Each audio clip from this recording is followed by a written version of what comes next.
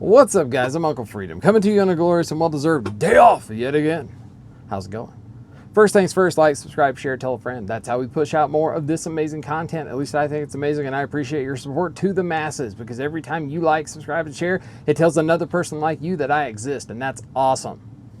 Also, take a minute to check out the biggest supporter of what I do here at this channel, and that is my friends at OutlastSupply.com. From shelf-stable foods to water filtration to medical kit to, I don't know, personal defense, if you were to search for that on the website and kind of go through the speakeasy that is that.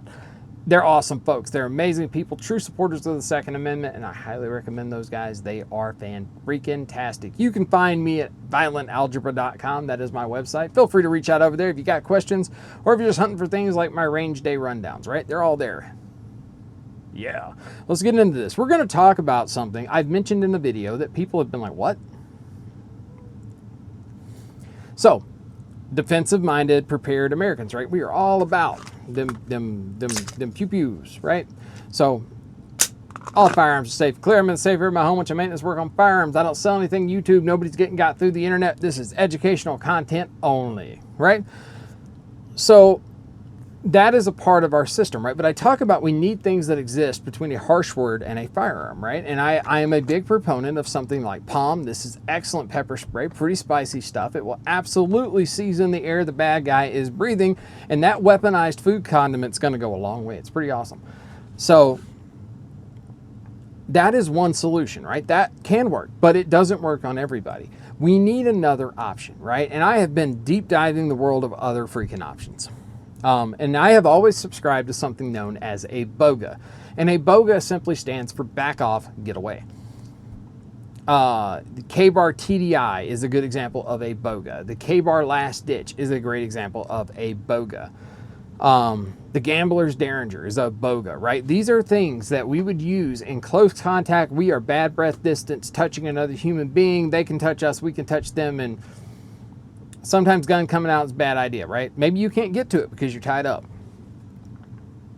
Maybe the situation you're involved in is escalating, but it hasn't gotten to that level yet, right? That is where things like BOGAs exist, and they're awesome in this realm. Now, there are some things, right? Like we could look at, like this would make a pretty good BOGA, right? So this is the ASP Infinity. Right here, this is the 440. So this is an aluminum. This is a covert baton. It's a very short baton. It's very lightweight. Here's the thing about batons, right? We need the mass out here on the end when we crack something, because that's what does that's what gets the pain compliance. It makes the nerves let go of things, right? This is how we do it. Something like this, though, has another great function. It could be used as a coup baton, right? We can get in a joint manipulation. I could use this cycling and, you know, do what I needed to do. I could also crack this out and crack you into the common parental. Now, here's the problem with batons. Most jurisdictions have a problem with people having batons that aren't cops. Dude, the training's like a day. It's really not that serious. I don't know why that exists, but I'm telling you it doesn't. Now, here's the thing. If you do not live in a place where this is illegal to own, these are an excellent, viable option, right? ASP is a supporter of what I do here. They're great people. They make fantastic products. I like their stuff. But you could do something like this ASP Agent Infinity, right? So this is a, like I said, very lightweight, very easy to wield option, though it probably wouldn't be my first choice. It is good because I could pop you with this, but it's not my first choice. Something I do, however, like are SAPs. So a SAP is a leather thing with a lead weight in it. So it's a weighted lead weight, and that thing hurts, right? It's very small, very compact, right? I have a lanyard. This sticks out of my pocket. I grab my fingers, I come out, right? I can use this for things that I can't use that baton for, right? Like if we're touching and you've grabbed me, right, and you're just being a dick and you won't let me go, and I pop you on the back of your knuckles with a SAP, guess what you're going to do with that hand? You're going to let go of me. You're going to back off and get away from me because you were not expecting that. Now, don't take this out and crack some dude in the jaw. Because if you crack some dude in the jaw, I can guarantee you they're going to view that as a lethal force option, right? Law enforcement can't crack a dude in the jaw with a SAP. But if you crack things like the radial nerve on the forearm, the back of the hand, the knuckles, you crack the thigh where the common peroneal is, the big bundle of nerves, you can do that. You can take this and hold it in your hand and jab with it and catch them with the edge. That's a very blunt instrument. It is quite painful. You could tap somebody in the ribs and the stomach. It's going to get their attention. You could do that. So you could jab, you could edge strike, though I wouldn't recommend it, but you can just take the sap as it's designed and just whap, right? Just whap. And it's a very satisfying sound. And I can promise you, if you had a hold of me and I cracked you on the back of your hand, you're gonna let go of me, right? This is a cool option, right? This is the one I carry when I'm just out and about on town. Now at work, I actually carry this one, right? So this is a Denver sap. So this is a midget. These are made by Boston Leather. And this is a Denver, right? A little longer. They make a Texas one too that's about this long. It's a little too long, right? But at work, this sits in my back pocket. I can reach in and grab this out of my pocket and get good access to it. And I can do all the same stuff, right? I have a little more standoff, so I can jab with it. I could edge strike with it. I could just pop you on your hands to get you to let go of my hands. If you were trying to grab my firearm and I had you pinned and it wasn't time to break your arm, I could pop you with this. You're going to let go of my firearm because this hurts. This is nothing more than a lead weight. Think back in the day, you know, a padlock and a sock, right? Soap and a sock if you were in the military. That was the thing that happened. Blanket parties were super hua. I said that. I regretted it immediately. But anyway, SAPs, awesome tool, right? These are fantastic options that are not lethal. And these do not fall under a lot of the same restrictions that batons do, right? Because the baton refers to a cylindrical option that is expanding or is a fixed hard stick. I would tell you to read the laws. Like there's like a thing called knife laws or I can't remember it, but they have a specific section talking about SAPs, right? It is kind of common knowledge that if it is not expressly prohibited, then it is acceptable. The thing to keep in mind is a good attorney that doesn't like you can turn this into a deadly weapon really quick. You know, if I was going to use this in real life, I'm cracking your knuckles, I'm hitting your radio, crush your forearm. I am trying to get you to let go of me to get away, right? We are simply escalating. And one of the cool things about a SAP is I can take this all the way from hey to hey and none the crap out of you, like none from the devil, just ha. I can crack you in the forearm, I can crack you in the thigh, and all the way up to if it was a last ditch effort, I'd crack you in the skull, right? But if I crack you in the skull, it's got to be a lethal force situation. But SAPs are super effective, right? So we start talking about this as a system, right? Like we talk about having a firearm as your final option. We start talking about like, hey dude, weaponized food combat to the eyes and go. Maybe that doesn't work. He's immune to it, right? Now he's mad at you. He's just seasoned and pissed off. Well, now he's got hands on you and you're trying to get away and maybe he's bigger and stronger than you because that happens, right? Nobody's infallible, man. Like I'm getting older every day. Like I watch some of these young kids run. I'm like, don't do that. But having another option, right? So I could escalate this, crack, right? But there has to be another option, right? And I have found that one of the more effective options, I will tell you it is a brutally effective option, is blades. Now, here's the thing about blades. No matter how we slice a blade in this situation, it is going to be painted negatively because you are going to be painted wearing their internal fluid. There's nothing friendly about it. It's super nasty. It's dirty. Everybody's getting cut. You're wearing parts of people. Like it is a thing. It takes a very special kind of breed to willfully do that. Now here's the thing: if I thought if my life was going to end, right? Like you've got your hand on my gun and we're fighting over my gun, I need to get you to let go of me, right? So Craig Douglas, he runs Shiv Works, and he has a course called ECQC. Excellent course, highly recommended to anybody. But he designs the knives, and his knives are made by Shiv Works. Now, he has 3 designs. He has 4, technically. He's the Barracuda. I don't have that one yet. But he makes 3 options.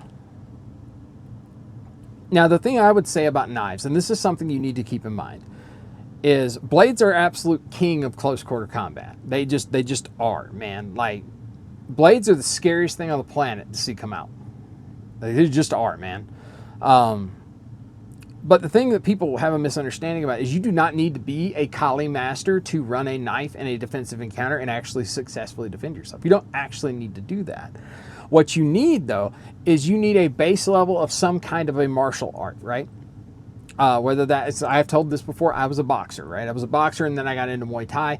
Muay Thai was effective for me because I was a very good dirty boxer. I could get in the clinch with you and I could bang out your ribs and get my fist up in the middle and catch your face. I was a very nasty clinch fighter, which freaked people out because I was a very rangy dude, man. I'm 6 foot tall, I got long arms. But I was not afraid to get inside with you and beat the crap out of you because I generated power from my hips. I didn't need the full extension. Like, that's a thing. And then I get into learning Thai boxing, and now I can use elbows, knees, and headbutts, and I am extremely effective now in the clinch. And then the Army took that, and we learned some BJJ. I did some Krav Maga later on, a little bit of judo in there, a Eskrima stick fighting, right? And I started dabbling in Kali, like some of the Kali martial arts, which is blade arts of the Philippines. Now, some of the things that I noticed, now I am by no means a professional, right? I'm going to say that just, hey, pay attention. I am not a professional knife fighter, Kali instructor, any of that crap, right? I am a guy that has fought a lot in his life and has dabbled in a bunch of stuff, and I know what works for me. It may not work for you. I have discovered that if I were to take a knife that was intuitive to use with the open-handed skills that I already possess, I can be super effective with that blade in any situation I find myself in. A blade that is intuitive to use with your natural possessing skills is kind of a cool idea. Now, Shiv Works is one of them that, like, I just look at it. There's another one. You guys are going to see a video on it coming up. I am waiting on the trainer to get here, which is the reason the video that's not here for this one. But Shiv Works makes like 3 blades that I currently have now. And probably the craziest one to me is the clinch pick.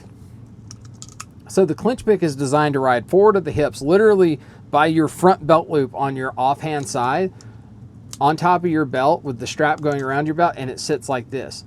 Dude, I have had other DT instructors grab my wrist and pin my wrist down, and I have been able to twist my hips and get this out.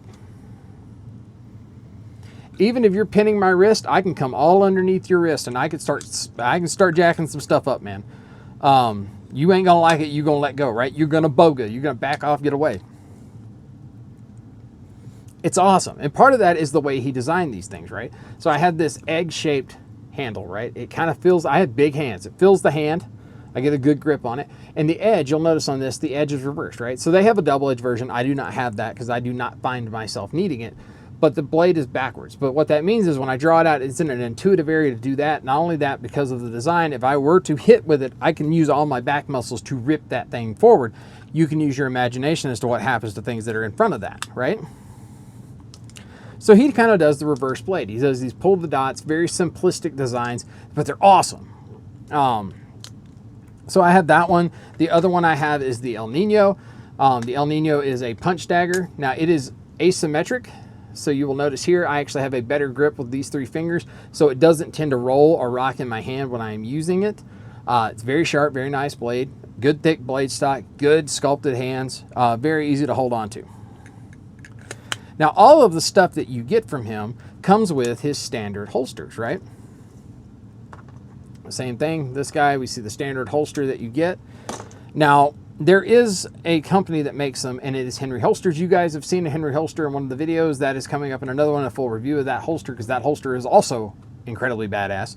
But he makes these Omni sheaths. And what we get is we get metal hardware on a Tigris backer. We can adjust the angle on these guys to make them fit better and how we need them to do, but they're actually labeled on here. And the coolest part about these is they fit incredibly well. I can adjust the retention on these guys.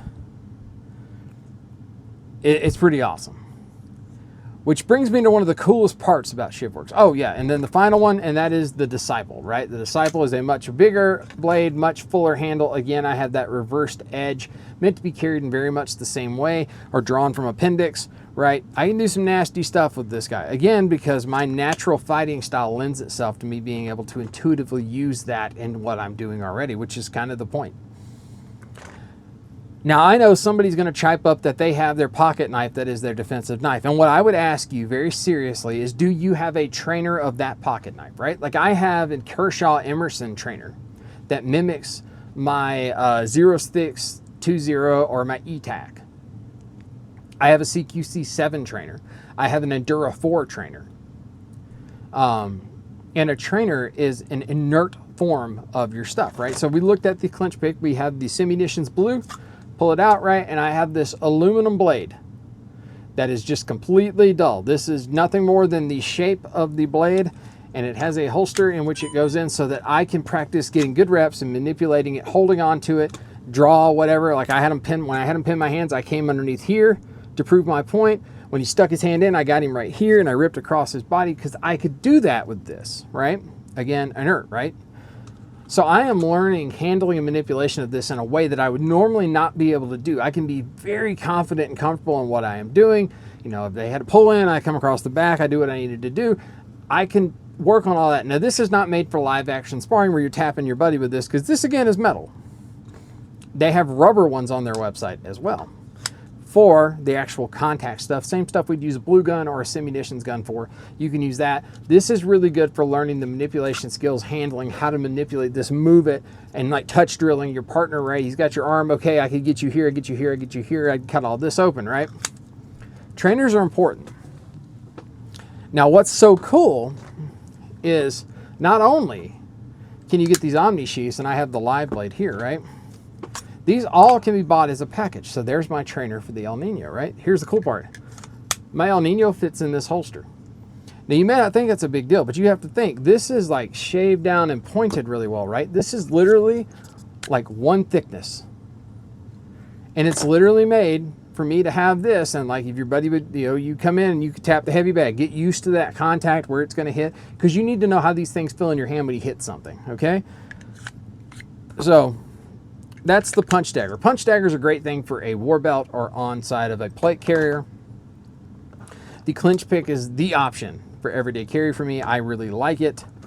And again, like I said, I love having that trainer. I can do it. Now, my new one, the new favorite one, is this Disciple, because I get good grip. I get a much longer blade. I can do some very Kali inspired stuff with this. But again, he has a trainer. So I can get used to this in every way, shape, or form, manipulating this and feeling this and what it would feel like, you know, grab and hook his arm and pull his arm to me, pull through that arm, get his leg, come underneath the back side of the leg, come up, come in behind it, take out the hamstring. I can feel that, what it's like to come in, make that contact with him defending against it, pushing away. I can learn that, and I can do it safely because I have a trainer. If you are going to carry or buy a dedicated defensive blade, you have to have a training blade. This is an essential piece of your kit, right? If you get onto Shiv Works, you can buy the setup for this, the full kit, and it will come with 2 of these sheaths, one for your trainer, one for your live blade, your black and blue trainer, and the Omni sheath. I don't want to say prices on here, but Shiv Works, go look it up. But you can buy this as a set. You can buy this as a set. I do not have the Omni sheath for this because this is like optimal for me. I love this sheath. But same deal. This comes as a set. And what's crazy, it's crazy to me that they were able to make the sheaths work like this, right? Because the sheath works for that one. And if I pull out the live blade,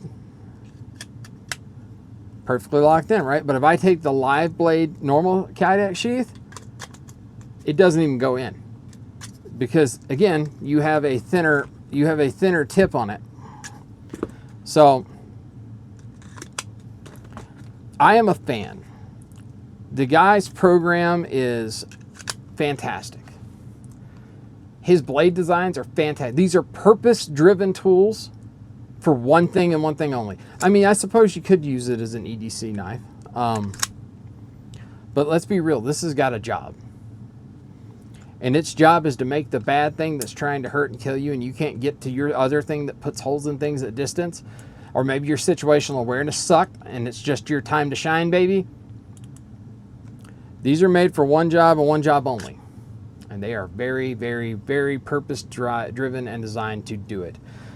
So go check those guys out. I'm not affiliated with them at all. I truly believe in his program. I know enough people that have been through it. I've seen enough good things come out of it. And I truly believe in his designs, because putting these in the hand of me as a boxer and marginal grappling experience, within about 3 seconds, I was like, oh, dude, I can jack you up, right? And it's very intuitive because I know some of that basic. I have that baseline skill. So if you have a baseline skill of kind of how to protect yourself, adding something like a dedicated defensive blade and a good trainer really makes a difference. Non-standardized kind of defense stuff, man. SAPs, blades, batons. pepper spray. This stuff matters, and it's kind of cool, and I figured it would be fun to talk to you guys about it because it's probably not something that hits a lot, right? I mean, I tell you right now, I play with this thing all the time. The trainer, like I am always playing with it, establishing new ways I can hold it, do things with it, very comfortable with it, and then you can literally put it down and pick up the live blade, and you can manipulate it like way better than you could because there's no fear, because this can't hurt you. Here's a butter knife with holes. It looks like a cheese knife with no blade. Guys, I am Uncle Freedom. Hopefully you found this informative. Take care of yourself. Take care of each other. Until next time, I'll see you later.